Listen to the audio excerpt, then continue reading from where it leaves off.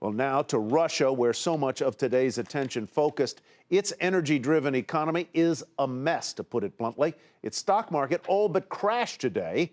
One reason? The country's currency is in free fall, even though Russia's central bank raised interest rates to 17% last night, up from 10% in one day. That emergency move was intended to keep investors from selling off the ruble by offering a much more attractive interest rate. But as Michelle Caruso Cabrera explains, it still wasn't enough. Russia is in a full-blown currency crisis, the ruble plunging over the last 2 days. Investors and Russians selling the ruble in large part due to the dramatic fall in the price of oil.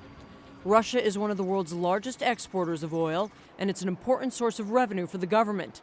Just this week, the finance ministry announced Russia's economy would fall 4.5% next year if oil stays at $60.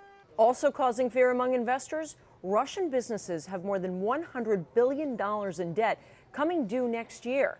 But because of sanctions imposed by the West, it's nearly impossible for them to refinance because Western banks are prohibited from helping them borrow money.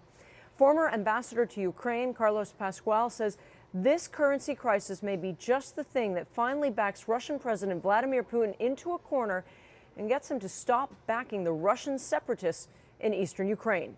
I think this is an opportunity actually to find a way out of this crisis, because the way out of the crisis for Russia is to get access to international capital markets. You can't fix it any other way. But thus far, Russia remains defiant.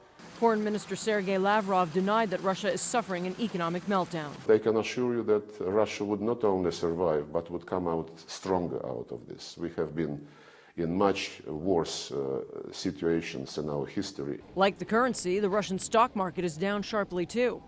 Longtime Russian investors say they don't think the worst is over quite yet.